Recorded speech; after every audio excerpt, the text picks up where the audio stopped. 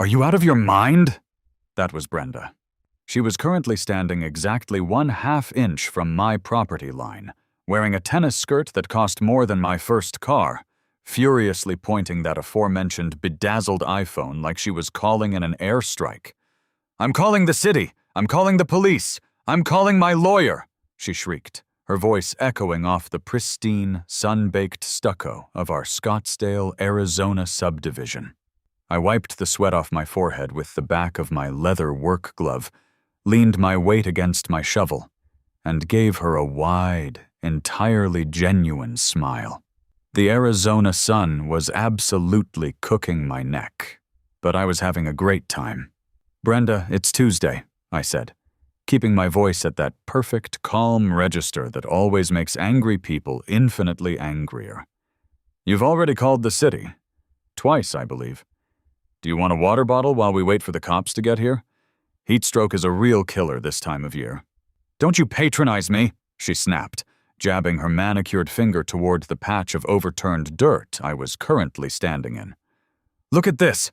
Look at what you are doing to this neighborhood. You are tanking my investment." To give you some context, I had moved into this quiet, slightly upscale Scottsdale neighborhood about 3 months prior. It was one of those older developments from the 90s where everyone seemed to have a silent agreement to pretend we didn't live in a literal desert. Every single house on the block had a sprawling, aggressively manicured emerald green lawn that required thousands of gallons of water and enough synthetic fertilizer to choke a river. I, however, didn't want to spend my weekends cutting grass in 110-degree heat. So, I decided to rip it all out. I was legally and rightfully transforming my front yard into a low-water native pollinator garden. We're talking crushed granite, agave, ocotillo, and a beautiful array of desert flora. It was going to look amazing. Right now, though? Right now it looked like a bomb had gone off. It was just a massive square of churned-up dirt and yellow string marking where the stone planters were going to go. And Brenda, my immediate next-door neighbor, was treating this dirt like it was a personal attack on her ancestry. "It's landscaping, Brenda," I said, taking a slow sip from my hydro flask. "It tends to look like dirt before it looks like plants. That's just how linear time works." "It's a dump!" she screamed, her face flushing an alarming shade of magenta. "It's an eyesore! We have standards in this community. You can't just move in here and turn your property into a trailer park." "We don't have an HOA, Brenda." "There are city ordinances," she fired back, furiously tapping on her screen. "I know people on the city council. I am going to have you fined so hard you'll have to sell this house to pay for it." "Okay," I said smoothly. "Well, you let me know how that goes. I've got to get back to digging this trench before the sun goes down." I turned my back to her and drove the shovel into the dry earth. That was the thing about Brenda. If you engaged, she fed off the energy. If you dismissed her, she short-circuited. I heard a loud, theatrical gasp behind me, followed by the frantic tapping of acrylic nails on glass. "Yes, 911? Brenda's voice suddenly dropped into a trembling, fragile pitch that honestly deserved an Oscar.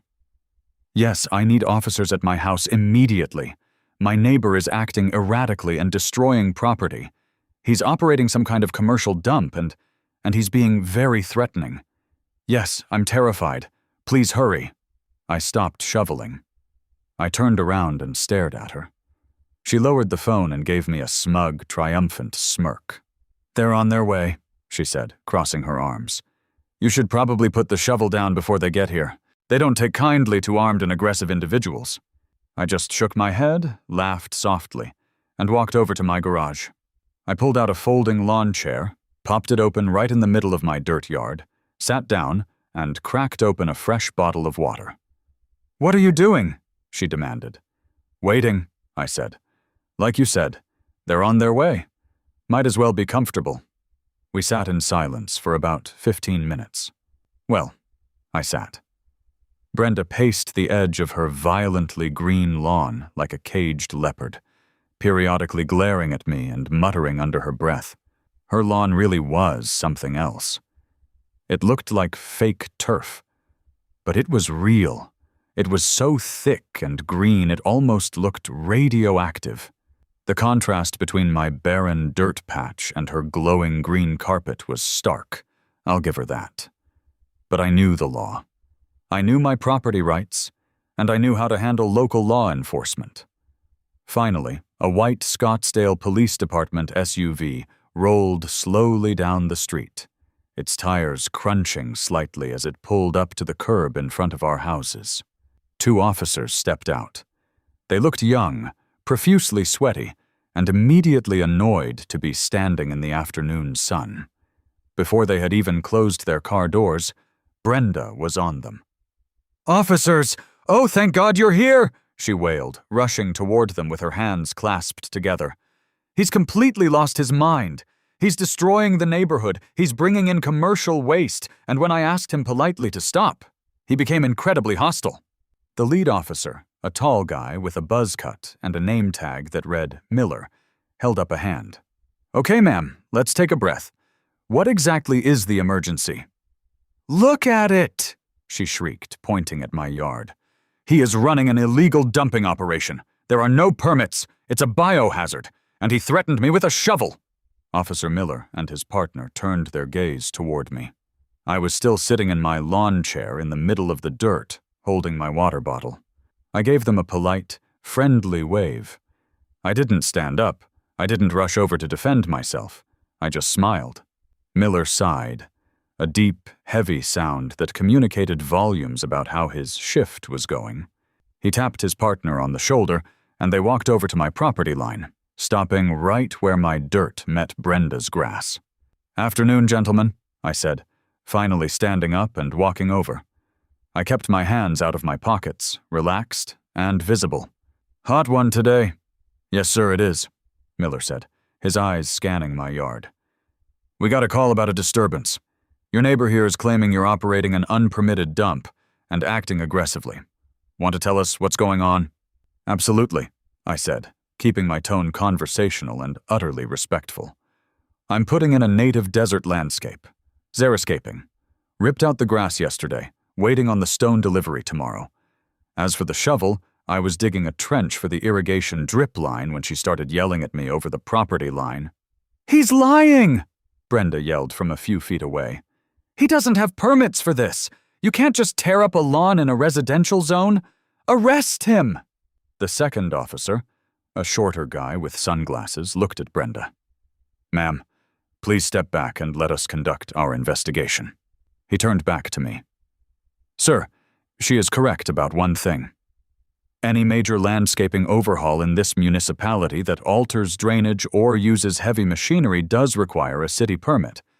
Do you have paperwork for this?" "I certainly do," I said. "Give me 1 second." I walked over to my front porch and picked up a thick, black 3-ring binder. I walked back and handed it to Officer Miller. "Tab 1 is the approved landscape modification permit from the city of Scottsdale," I said, pointing to the neatly organized sections. "Tab 2 is the approved water use reduction grant application, which the city actually pays me to do. Tab 3 is the plot map showing my property lines, just to ensure I haven't crossed into her yard.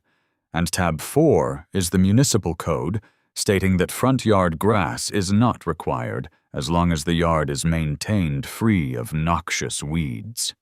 As you can see, there are no weeds, just dirt." Miller opened the binder. He looked at the first page.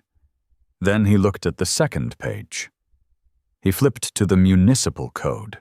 He looked up at me, then down at the binder, and finally let out a short, muffled laugh. You really have this organized, don't you?" Miller said, handing the binder back to me. "I like to be prepared, officer," I smiled. "I figured someone might have questions." Miller turned around and walked over to Brenda, who was practically vibrating with anticipation. She looked ready to watch me get put in handcuffs. "Ma'am," Miller said, his voice dropping into that stern, flat cop voice, "I have reviewed your neighbor's paperwork. He is fully permitted by the city. He is completely within his legal rights to modify his landscaping, There is no illegal dumping occurring here. Brenda's mouth dropped open. What? No, that's impossible. You aren't looking at the real codes. You need to shut him down. Ma'am, the second officer stepped in, his tone dropping the last bit of patience it had. This is a civil matter, not a criminal one. Your neighbor is doing nothing illegal. Furthermore, using the 911 emergency dispatch system to settle a landscaping dispute is a misdemeanor. If you call us out here again for someone digging a hole in their own front yard, we will be issuing you a citation for misuse of emergency services. Do you understand me? The silence that followed was beautiful. It was thick, heavy, and absolutely glorious. Brenda stood there, her mouth opening and closing like a fish out of water. She looked at the cops. She looked at me. This isn't over, she whispered, her voice trembling with absolute, unadulterated rage. Have a good afternoon, folks, Officer Miller said. The two cops turned around, walked back to their SUV, and drove away, leaving Brenda and me standing on the property line.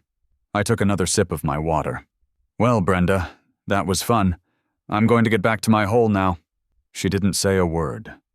She just spun on her heel, marched back into her house, and slammed the front door so hard the glass rattled. I smiled, picked up my shovel, and went back to work.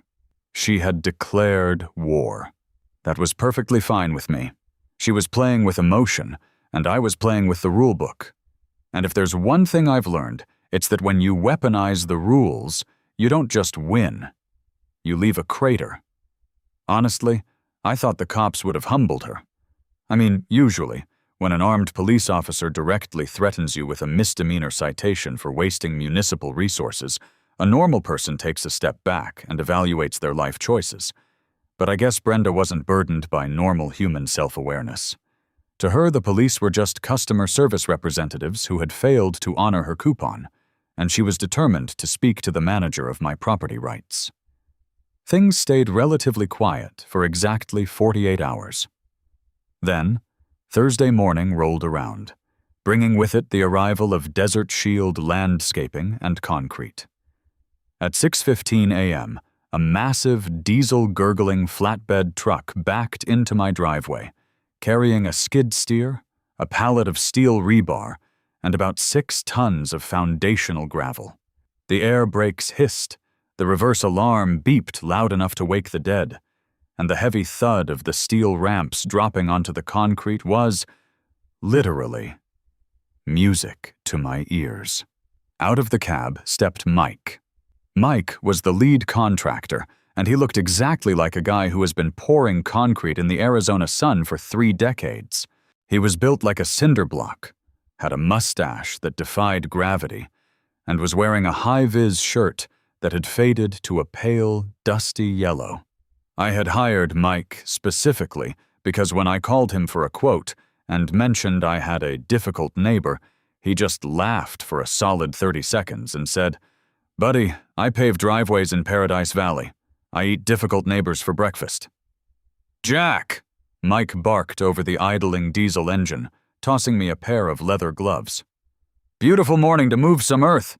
Where do you want the retaining wall to start?" "Right along the property line, Mike." I pointed to the orange spray paint on the dirt. "But keep it strictly 2 inches inside my side. We don't want to cross the DMZ." Mike chuckled, pulling a tape measure off his belt. "Got it. Let's get the Bobcat unloaded and start trenching. Boys," he yelled to his crew, "let's make some noise." It took exactly 4 minutes for the front door of the house next door to fly open. Brenda emerged, wearing a silk, floral print bathrobe and oversized designer sunglasses, despite the fact that the sun was barely over the horizon. But she wasn't holding a phone this time. No, she was holding a small gray digital device with a microphone sticking out of the top. She marched straight up to the property line, thrust her arm out like she was holding a religious artifact, and aimed the device directly at Mike's skid steer. I walked over, sipping my coffee. "Good morning, Brenda." "New toy?" "It is a calibrated decibel meter," she shouted over the roar of the machinery. and you are currently in violation of Section 18-4 of the Municipal Noise Ordinance. You are registering at 85 decibels. The residential limit is 65. I mean, I had to give her points for effort. She had clearly spent her Wednesday doing some frantic Googling. I guess she thought she was the acoustic police now. That's a great reading, Brenda, I smiled, leaning against the hood of my truck. But if you read down to subsection D of that exact same ordinance, you'll find that permitted construction equipment operated between the hours of 6 a.m. and 7 p.m. is entirely exempt from the daytime decibel limits. It's 6:20 a.m. We are perfectly legal. She glared at me, her knuckles turning white around the little plastic meter. You are an absolute menace. I can't even hear myself think in my own home. Well, maybe you should go back inside and close the windows, Mike chimed in, walking over with a clipboard. He looked down at Brenda, completely unfazed by the designer sunglasses and the death glare. Or you could grab a shovel and help us dig. Goes a lot faster with extra hands, lady. Do not speak to me, you manual laborer, Brenda gasped, taking a step back as if Mike's dusty boots might contaminate her airspace. You have no idea who you are dealing with. I will have your contractor's license revoked before lunchtime. Mike let out a booming laugh that actually drowned out the skid steer.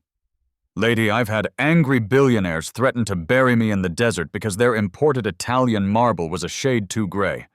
A noise complaint from a lady in a bathrobe isn't even going to crack my top 10 list of problems this week. He turned his back on her and signaled his guy in the bobcat. Keep digging, Hector. 3 feet deep on the line. The engine revved, and the metal bucket slammed into the hard dirt, sending a tiny cloud of dust into the air. The wind caught it, blowing a light, almost invisible dusting of Arizona soil over the property line and onto the absolute edge of Brenda's glowing, unnaturally green grass. Brenda shrieked like she had just been physically struck on. My grass! Stop it! Stop it right now! She actually stepped over the invisible property line, placing herself directly in the path of the bobcat. Hector slammed on the brakes, the machine bucking to a halt inches from her. Mike's demeanor instantly shifted from amused to furious. Hey, get the hell out of the active work zone! Are you crazy? You want to get crushed? You are contaminating my lawn, she screamed, pointing at the microscopic speck of dust on a single blade of grass.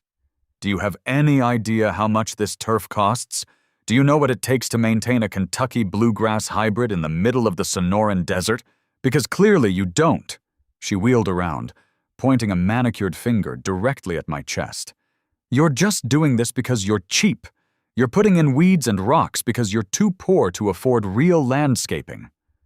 I just raised my eyebrows. Brenda, native landscaping actually costs more upfront than grass, and it's better for the local ecosystem. I don't care about the bugs and the lizards, she spat. I care about property value, and my lawn is pristine. Do you know why? It's not just water, you idiot. It's a highly specialized, imported chemical compound. I pay $3,000 a month to a private boutique distributor out of state just to maintain the soil acidity and root health against the natural alkalinity of this garbage desert dirt. It is a proprietary nitrogen-phosphorus blend, and you are blowing cheap, contaminated dust all over it. I froze. My coffee cup stopped halfway to my mouth. I literally felt the gears in my brain stop, reverse, and start spinning at 1,000,000 miles an hour. A highly specialized, imported chemical compound. A proprietary nitrogen-phosphorus blend. $3,000 a month. I looked at her impossibly green grass.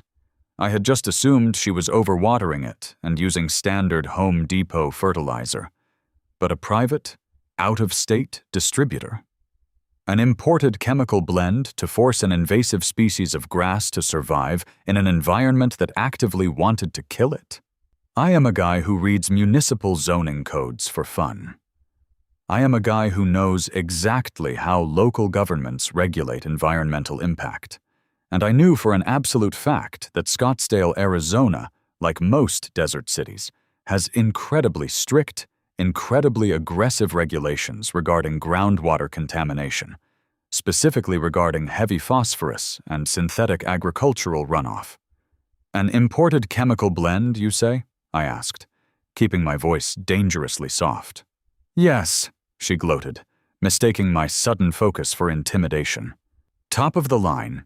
Something a rock farmer like you wouldn't even comprehend. It alters the molecular structure of the topsoil to retain moisture and force aggressive root growth. It guarantees perfection.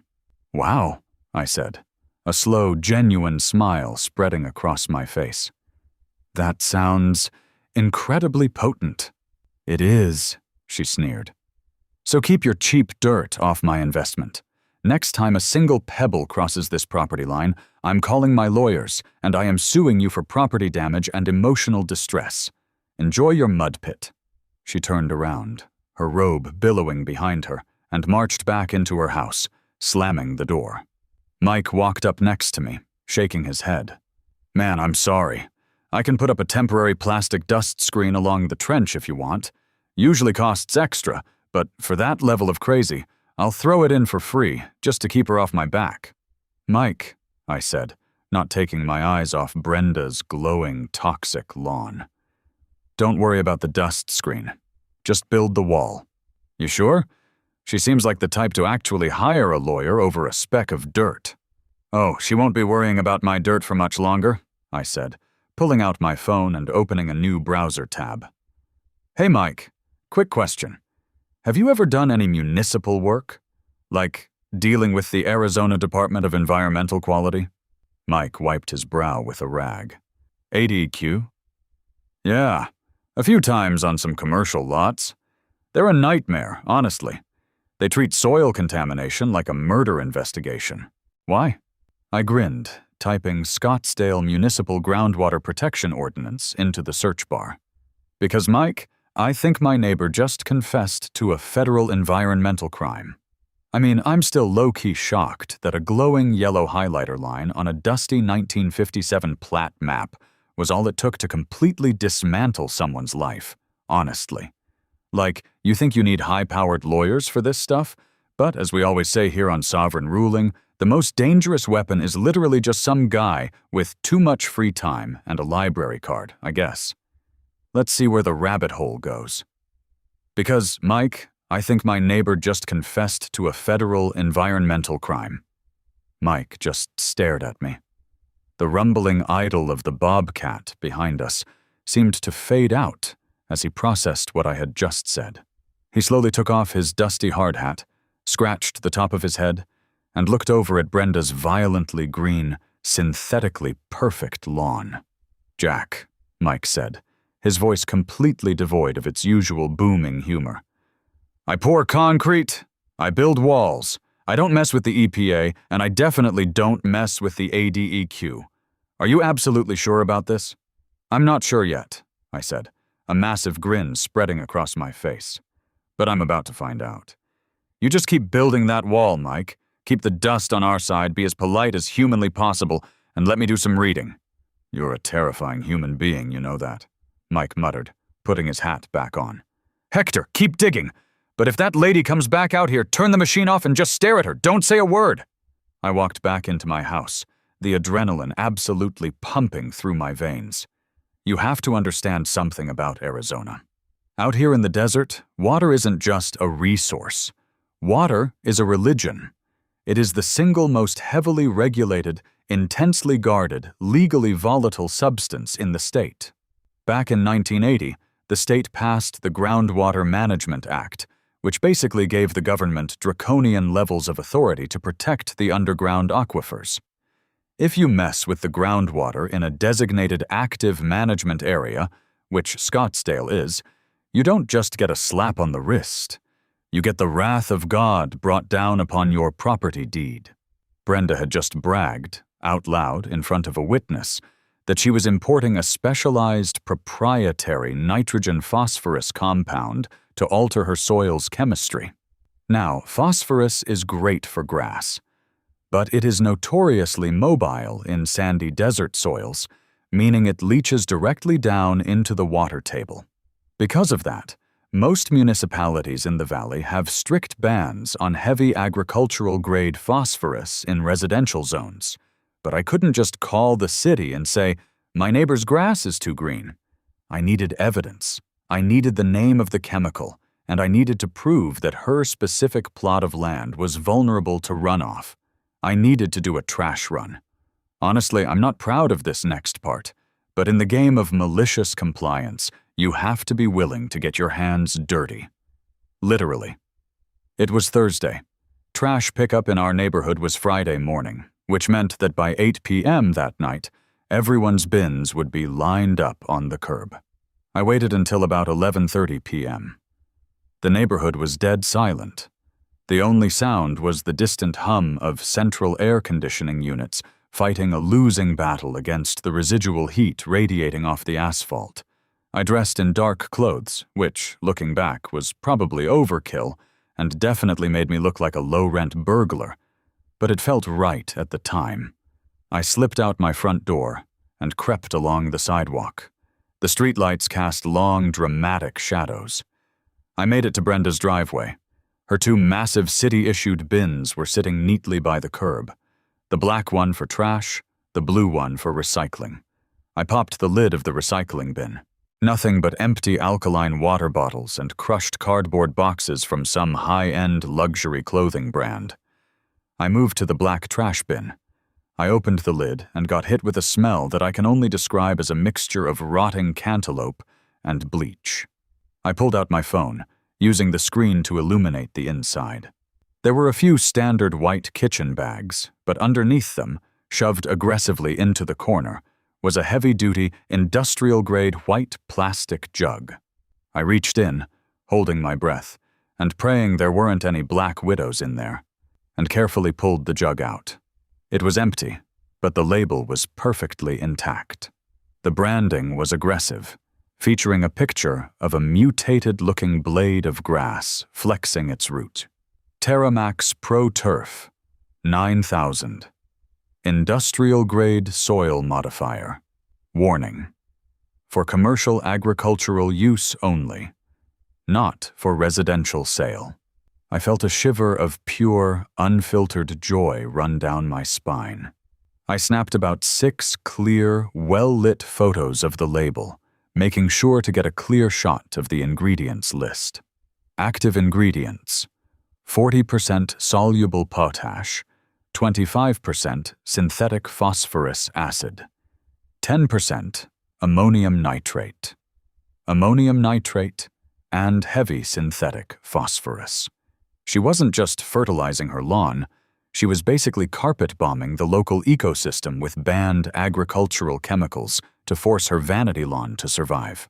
I put the jug exactly back where I found it, closed the lid silently, and tiptoed back to my house. I was practically giggling. The next morning, I didn't even go outside to check on Mike and the concrete crew. I brewed a massive pot of coffee, sat down at my dual monitor setup, and went to war. First, I looked up Terramax Pro Turf 9000. It was manufactured by a boutique chemical plant in Texas. The safety data sheet, SDS, I found online was a horror show. It explicitly stated in bold red letters that the product must not be applied within 500 feet of a natural waterway, a municipal drainage system, or a groundwater recharge zone due to extreme toxicity to aquatic life and severe risk of aquifer contamination. Okay, step 1 was complete. I had the weapon. Now I needed to prove she was firing it in a crowded theater. I needed to look at the zoning maps, not Google Maps. I needed the deep, boring, bureaucratic stuff. The municipal plat maps from before this subdivision was even a glimmer in a real estate developer's eye. At 10 a.m., I drove down to the City of Scottsdale Municipal Services building. If you've never been to a municipal planning office, it is a truly magical place. It smells like old paper, ozone from the laser printers, and crushed dreams. The waiting room is entirely populated by frustrated contractors clutching rolled-up blueprints and older gentlemen arguing about property line setbacks. I pulled a paper ticket from the dispenser. Number 42. They were serving number 17. I sat there for 2 hours. Honestly, it was a test of endurance, but I used the time to read through the Arizona Administrative Code, Title 18, Chapter 9, Water Pollution Control. By the time my number was finally called, I could practically cite the statutes in my sleep. I walked up to the counter. The woman sitting behind the plexiglass had a nameplate that read Doris. Doris looked like she had worked for the city since the Eisenhower administration. She wore reading glasses on a beaded chain, had hair that was permed into a rigid, impenetrable helmet, and possessed an aura of bureaucratic exhaustion that commanded absolute respect. "How can I help you?" Doris asked, not looking up from her monitor. "Hi, Doris," I said cheerfully. "I'm looking to pull some historical plat maps and geological survey overlays for a specific residential parcel in the north end of the city. Specifically, anything dating back to the late 50s or early 60s, before the residential zoning was established." Doris stopped typing. She slowly lowered her reading glasses and looked at me. "Historical geological overlays? Honey, nobody asks for those unless they're drilling for oil or suing their neighbor." "I would never drill for oil in city limits, Doris," I smiled. The corner of her mouth twitched. She liked me. "Give me the parcel number." I slid a piece of paper under the glass with Brenda's address and parcel ID. Doris typed it in. Her keyboard sounded like a machine gun. "All right," Doris sighed. "Let's see what we've got." That whole subdivision was plotted in '94. Before that, it was just desert. "But you want the geographical overlays. Give me a minute." She stood up, walked into a massive back room filled with rolling filing cabinets, and disappeared for about 10 minutes. When she came back, she was carrying a large, rolled-up piece of faded parchment paper, along with a laminated transparency sheet. She rolled the parchment out on the counter. It was a hand-drawn map of the area from 1957. It didn't have streets. It just had topographical lines and names of old cattle ranches. "Okay, so here is the parcel in question," Doris said, tapping a spot with the end of her pen. "Now, I'm going to lay the 1960 Geological Survey transparency over it." She dropped the clear plastic sheet on top of the map. I leaned in. Running directly underneath Brenda's property, dissecting her perfectly manicured lawn from northwest to southeast, was a thick, blue-shaded line. "Doris," I asked, my heart hammering in my chest, "what is that blue line?" Doris peered over her glasses. "That, sweetheart, is a dry wash. Specifically, it's categorized as a primary ephemeral groundwater recharge corridor." "Meaning?" "Meaning," Doris said, slipping into full bureaucrat mode.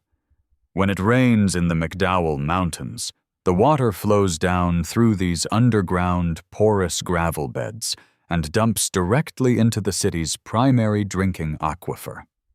The city planners built the subdivision over it because it's dry 99% of the year on the surface. But underground? It's a direct, unfiltered pipeline to the municipal water supply. I literally had to grip the edge of the counter to keep myself from laughing out loud. I mean, it was too perfect. It was like finding out the Death Star's exhaust port was located in your neighbor's front yard. "So," I said, choosing my words very carefully, "hypothetically, if a resident living on this specific parcel was aggressively dumping, say, a highly concentrated, non-residential synthetic phosphorus and ammonium nitrate, agricultural chemical, onto their soil," Doris's eyes widened.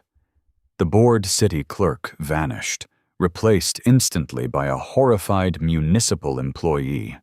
If they were dumping heavy synthetic phosphorus directly over a primary recharge corridor, it wouldn't filter out. The sandy loam would just let it bleed straight down. They would be actively poisoning the local aquifer. That sounds illegal, I noted casually. Illegal? Doris scoffed. Honey, that's not a code violation. That's an unpermitted point source pollution event. The ADEQ would descend on that property like the wrath of God. The EPA might even get involved if the nitrate levels are high enough. We don't mess around with the water table. She looked at me, narrowing her eyes. Why are you asking about this? Is someone dumping chemicals out there? I am merely a concerned citizen, Doris, I said, putting a hand on my chest. I just want to make sure I understand the zoning laws perfectly before I plant my cacti. Can I get certified copies of these maps? $5 a page, Doris said, already hitting the copy button on her massive scanner.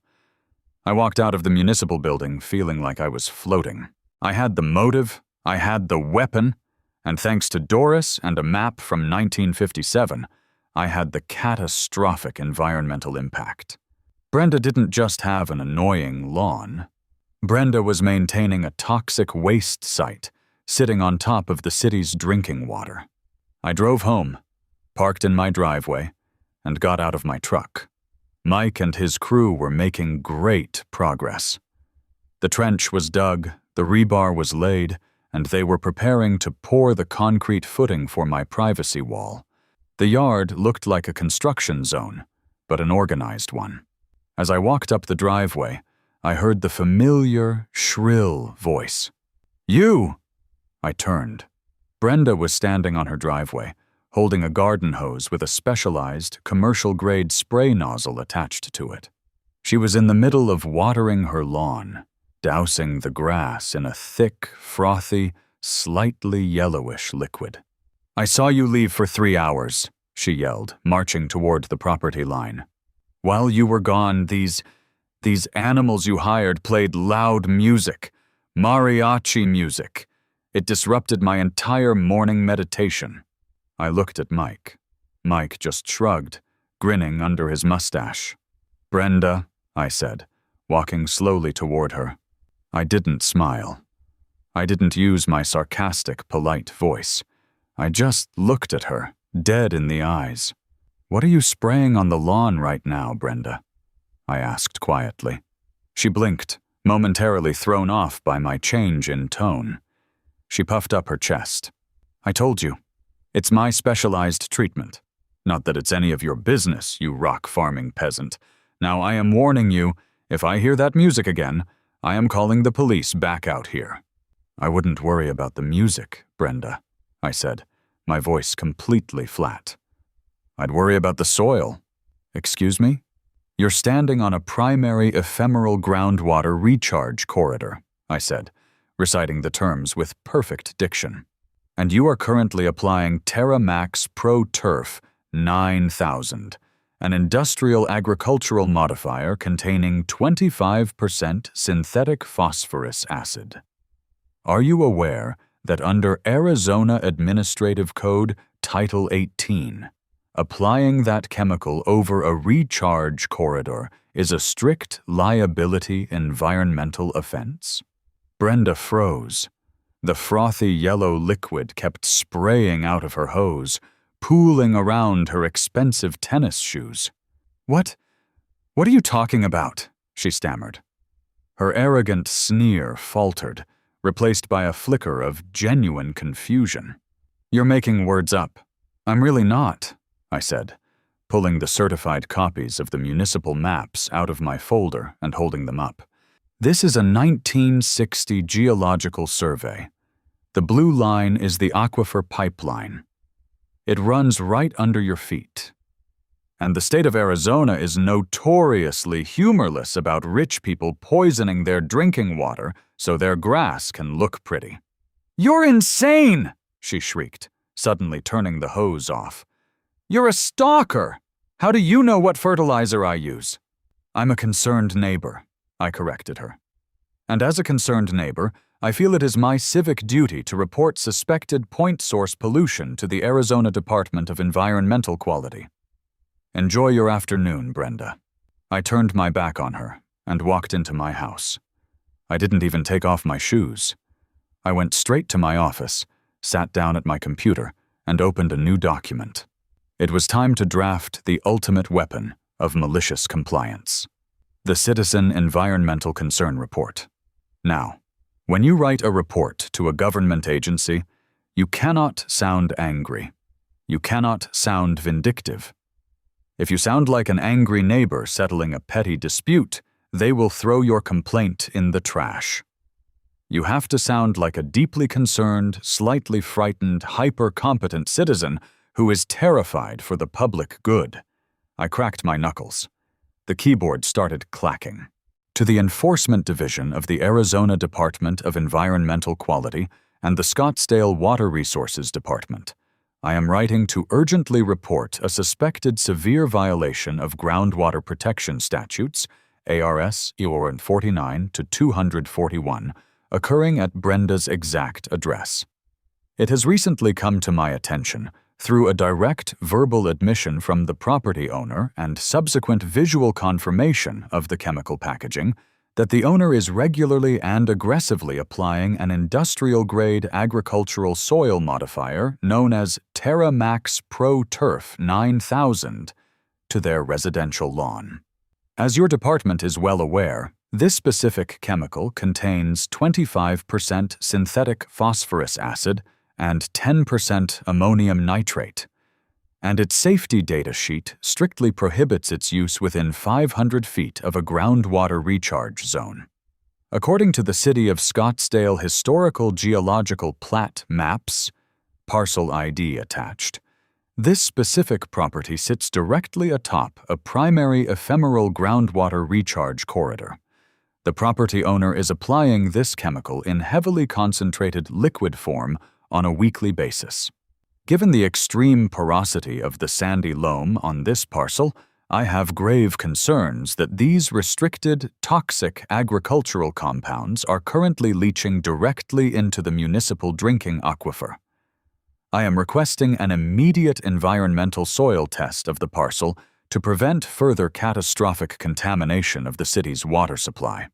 Attached are photographs of the chemical container, the certified geological overlays from the Municipal Planning Office, and a detailed log of the application times I have witnessed. Thank you for your prompt attention to this matter of public health. Sincerely, a concerned citizen. I proofread it 3 times. It was a masterpiece.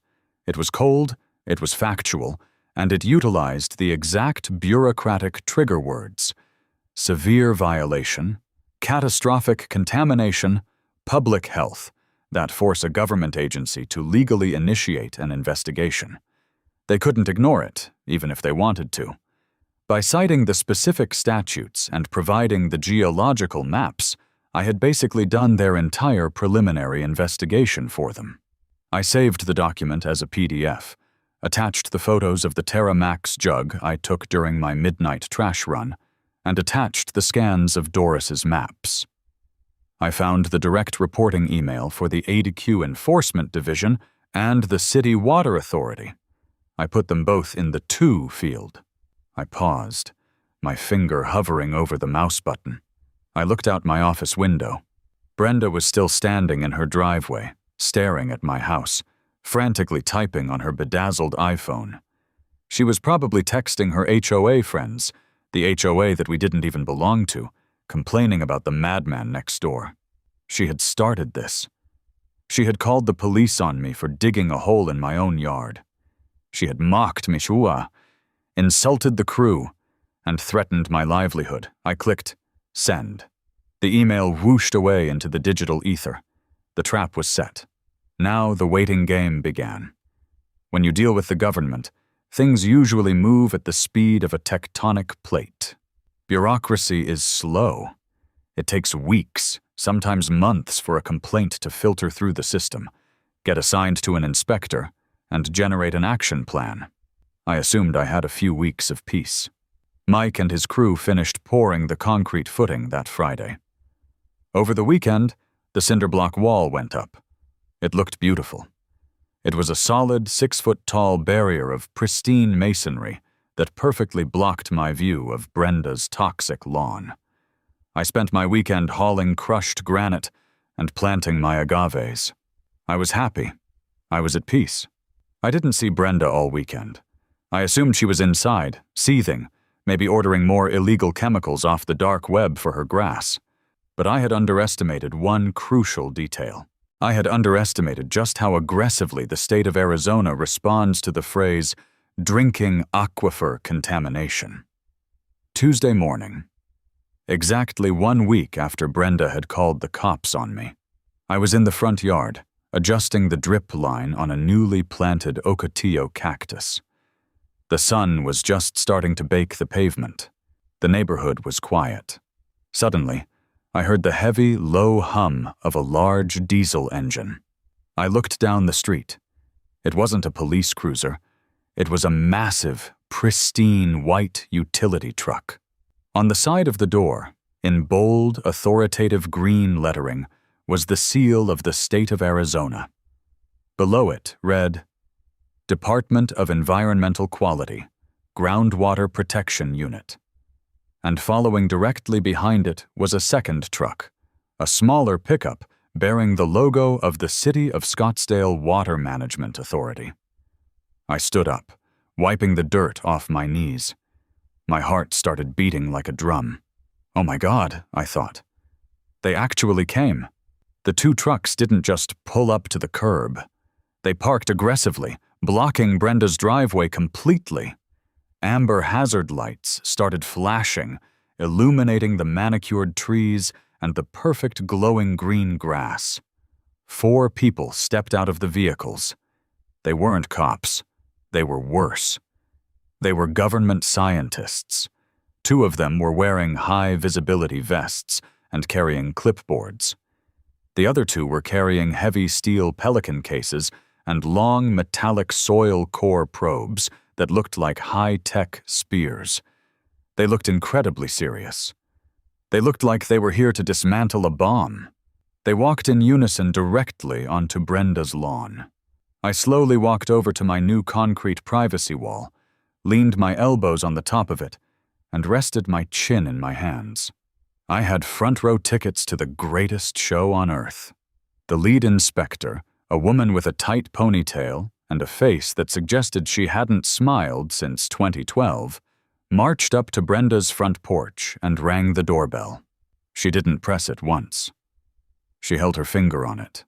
I heard Brenda's muffled voice from inside. "I'm coming! Stop ringing the bell! I'm coming!" The front door swung open. Brenda was wearing a matching athletic set, holding a yoga mat. The moment she saw the 4 state inspectors standing on her porch, flanked by flashing amber lights, her face drained of all color. "Can I help you?" she asked, her voice tight. "Are you the registered owner of this property?" the lead inspector asked, her tone completely devoid of warmth. "Yes, I am. What is this about? Is there a gas leak?" "Ma'am, I am Agent Harris with the Arizona Department of Environmental Quality.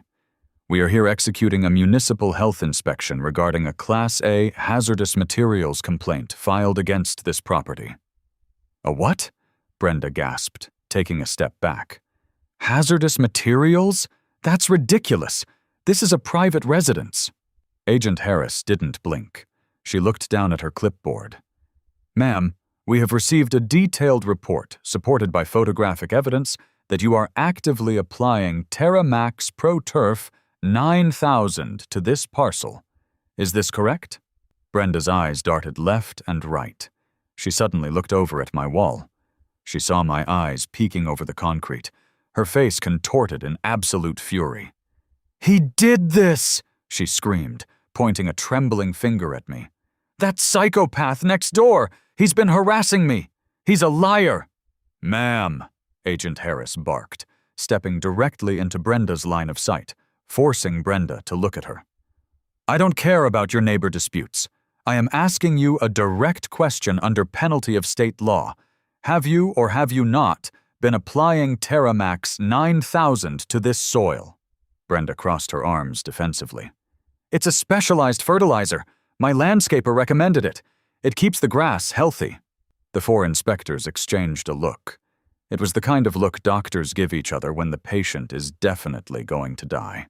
"Ma'am," Agent Harris said, her voice dropping an octave. Terramax 9000 contains 25% synthetic phosphorus. It is strictly banned for residential use in Maricopa County. Furthermore, this property is situated directly over a primary recharge corridor. By applying that chemical here, you are introducing concentrated industrial toxins directly into the municipal aquifer. It's just fertilizer, Brenda shrieked, her composure completely shattering. You are overreacting. Get off my lawn.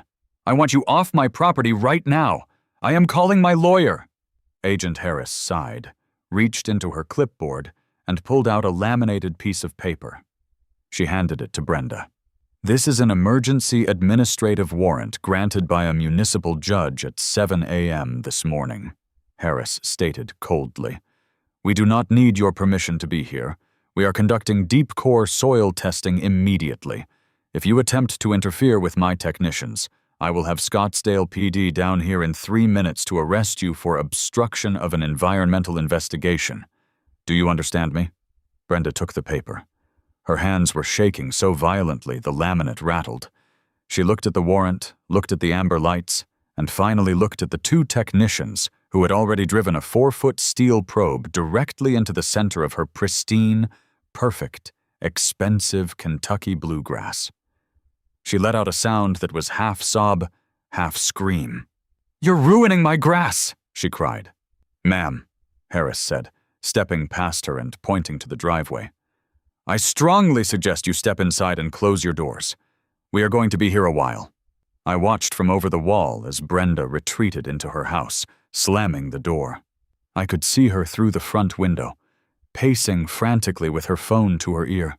The technicians spent the next 3 hours systematically destroying Brenda's lawn. They didn't care about the aesthetics. They were there for the dirt. They drove core probes in 12 different locations, pulling up long cylindrical tubes of soil, sealing them in hazardous materials bags, and labeling them with barcodes. They dug trenches near the sidewalk to check the runoff trajectory. They effectively turned her front yard into a crime scene. By the time they packed up their trucks and drove away, the lawn was dotted with 12 deep, ugly holes, surrounded by mounds of displaced dirt. It looked exactly like my yard had a week ago, only mine was legal, and hers was a toxic wasteland. But the real sovereign ruling, the absolute climax of this malicious compliance masterpiece, didn't happen until Friday. The lab results came back. And as it turned out, Brenda hadn't just been using the Terramax, she had been over-concentrating it. Because if a little bit of illegal chemical is good, a massive amount must be better, right? The soil tests registered synthetic phosphorus levels at roughly 4,000% above the legal residential limit. I was sitting in my lawn chair, admiring my newly planted agave, when the city truck returned. This time, it was just one guy, a municipal code enforcer. He walked up to Brenda's door and taped a thick manila envelope to the glass. Then he walked over to her front lawn. He was carrying a wooden stake and a heavy mallet. He drove the stake into the ground right in the middle of her yard. He reached into his truck, pulled out a large, heavy-duty aluminum sign, and bolted it to the stake. He took a photo of the sign with his tablet, got in his truck, and drove away. I stood up, walked to the edge of my property line, and read the sign. It was bright, fluorescent yellow. It had a massive black border and bold, imposing letters. It read, Warning. Hazardous environmental condition. Chemically contaminated soil do not touch vegetation or dirt property under ADIC remediation order by order of the City of Scottsdale. I stared at it. It was the most beautiful thing I had ever seen. The front door opened. Brenda stepped out. She looked exhausted. The manicured energy was completely gone. She walked slowly down her steps and stopped in front of the sign. She read it. She stood there in the blistering Arizona sun for a long time. I have to pay $30,000 for a hazardous soil remediation crew to come excavate my entire yard, she said, her voice hollow and dead. She didn't look at me. She just stared at the sign. They have to dig down 4 feet. They're taking it all away in sealed dump trucks. They said my property deed now has a permanent environmental strike on it. My property value. It's gone. Well, Brenda, I said, leaning against my shovel. I guess you should have just let me plant my cacti. She didn't scream. She didn't yell. She just turned around, walked back inside, and closed the door. My yard is beautiful now. The ocotillo bloomed in the spring. The crushed granite looks incredibly clean, and my water bill is almost non-existent. Next door, Brenda has a yard full of dead, excavated dirt. She had to put up a chain-link fence to keep people out of the contamination zone until the remediation is finished next year. She doesn't come outside much anymore. And honestly, I haven't heard a single decibel meter since.